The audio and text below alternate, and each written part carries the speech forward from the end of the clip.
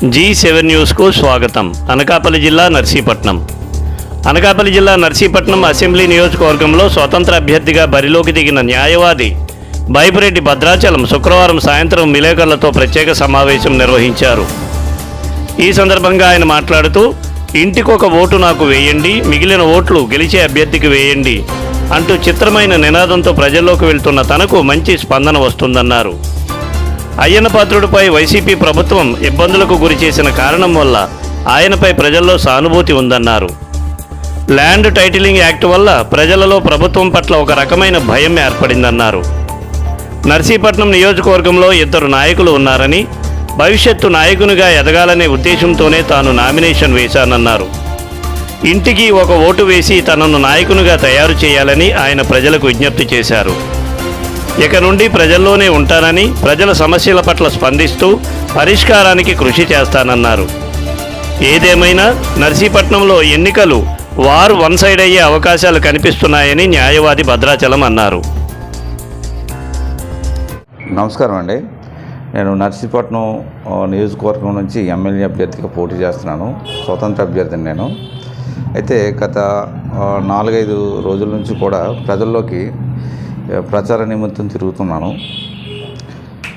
అయితే ఈ ప్రచార నిమిత్తంలో నేను తిరుగుతున్నప్పుడు నేను గ్రహించినటువంటి అంశం ఏంటంటే, ముఖ్యమైన నా నినాదం ఇంటికొక ఓటు, మిగిలిన ఓట్లు ఏవైనా ఉన్నట్లయితే మమ్మల్ని ఏం చేయమంటారు అంటే, ఎవరైతే గెలుస్తారనుకుంటున్నారో ఆ అభ్యర్థికి మీరు వెయ్యండి, కానీ ఇంటికి మటుకు ఒక ఓటుతో నాకు సపోర్ట్ చేయండి అని చెప్పేసి ఈ నినాదంతోనే వెళ్తున్నప్పుడు మంచి స్పందన వస్తుంది ప్రజల నుంచి.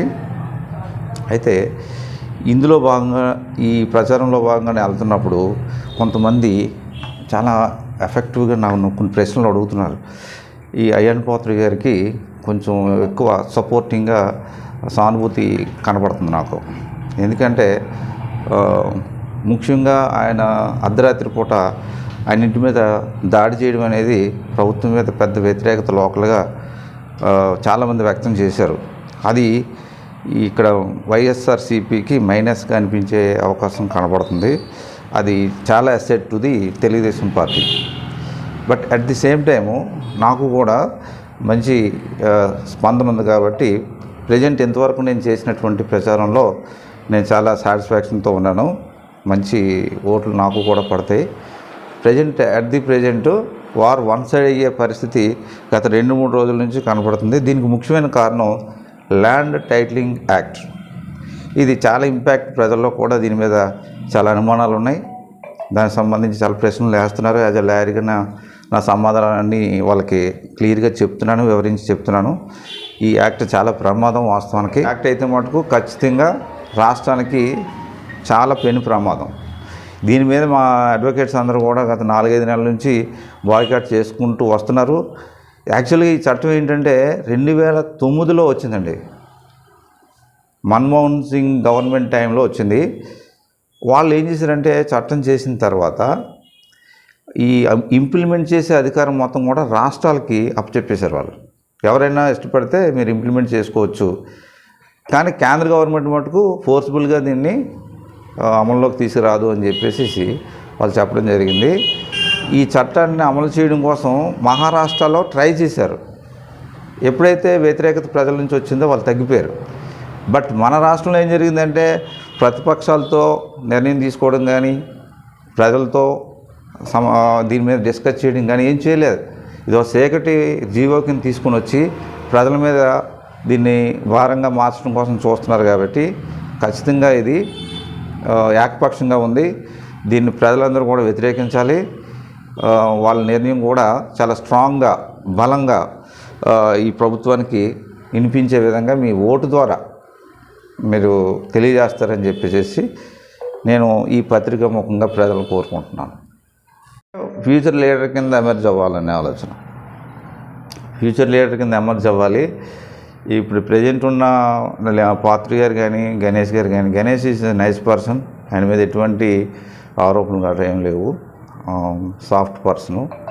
కాకపోతే ఆయనకి ఇంకా పరిపాలనాపరమైనటువంటి కొంచెం లీగల్ నాలెడ్జ్ కానీ, అధికారులతో చెప్పి చేయించడం కానీ, ఇలాంటివి కొన్ని ఇంకా ఆయనకి తెలుసుకోవాలి. పెద్ద ఆయన ఉన్నాడంటే ఆయనకి తిరగలేదు. వీళ్ళ తర్వాత అయినా ఒక లీడర్ కింద మారాలంటే ఇప్పుడు పోటీ చేస్తేనే నేను భవిష్యత్తులో లీడర్ అవుతాను అన్న ఉద్దేశంతో ముఖ్యంగా నేను పోటీ చేయడం జరుగుతుంది. అంతేగాని ఇప్పుడు నేను గెలిచేద్దామనో లేదంటే రేపు పొద్దున లీడర్ అయిపోదామని ఇలాంటి ఆలోచనలు ఏమి ప్రజెంట్ అయితే లేవు. ఇంటికి ఒక ఓటుతో నన్ను మీరు లీడర్ కింద తయారు చేసుకోండి. అది నా ప్రజలకి నేను అప్పీల్ చేసేది. భవిష్యత్తులో వాళ్ళ వాయిస్ ఎప్పుడు కూడా నేను వినిపించడం కోసం ప్రజల మధ్య ఉంటాను. స్వతంత్ర అభ్యర్థిగా ఇండిపెండెంట్గా నేను పోటీ చేస్తున్నాను. నాకు ప్రభుత్వం వారు అదే ఎలక్షన్ కమిషన్ ఇచ్చినటువంటి గుర్తు చెప్పల్స్, పాదరక్షలు. ఇది అందరికీ కామన్ మ్యాన్కి అందరికీ కూడా అవసరమైనటువంటి చిహ్నం. ఇది ఇంతకు ముందు జై సమైక్యాంధ్ర కిరణ్ కుమార్ రెడ్డి పార్టీ వాళ్ళు ఈ సింబల్ మీద వెళ్ళారు. ప్రజల్లోకి మంచి స్పందన వచ్చింది. కాకపోతే అదే గుర్తు నాకు కేటాయించడం అనేది సమైక్యాంధ్రకి ఒక విధంగా ప్రజల మధ్య ఐకమత్యానికి ఇది చాలా దోహదపడుతుందనే ఉద్దేశంతో, సెంటిమెంట్లుగా కూడా నాకు అనుకూలంగా ఉంటుందనే ఉద్దేశంతో ఈ సింబల్ని మనస్ఫూర్తిగా ఆనందంతో తీసుకున్నాను. ఇదే గుర్తు మీద నేను ప్రజల మధ్యకు వస్తున్నాను. కాబట్టి ఇంటికి ఒక ఓటుతోటి మీరు అందరూ కూడా నాకు సపోర్ట్ చేయండి. 10,000 ఓట్లు మెజార్టీ అవసరం లేదు. 10,000 ఓట్లతో నాకు సపోర్ట్ చేయండి చాలు. రిమైనింగ్ మీరు ఎవరైతే గెలుస్తారని నమ్ముతారో వాళ్ళకి మీరు వేసుకోండి. ఖచ్చితంగా స్టేట్ గవర్నమెంట్లో ఎవరైతే వస్తారో వాళ్ళే ఇక్కడ మనకి ఎమ్మెల్యేగా ఉంటే రేపు పొద్దున్న పనులన్నీ కూడా సాఫీగా సాగుతాయి. కాబట్టి అది మాత్రం మీరు ప్రజలు తెలివిగా నిర్ణయం తీసుకొని ముందుకెళ్తారని చెప్పేసి ప్రజలకి అప్పీల్ చేస్తున్నాను. గెలిచే క్యాండిడేట్ ఎలాగో గెలుస్తాడు. మంచి క్వశ్చన్ ఇది. గెలిచే క్యాండిడేట్ ఎలాగో గెలుస్తాడు. నేను పబ్లిక్ లోపలికి వెళ్ళాను కాబట్టి చెప్తున్నా. మరీ ఎడ్జ్లో గెలిచే పరిస్థితి అయితే కాదు. బంపర్ మెజారిటీ, వన్ సైడే ఉంది. ఇది మాత్రం నేను ఖచ్చితంగా చెప్పగలను.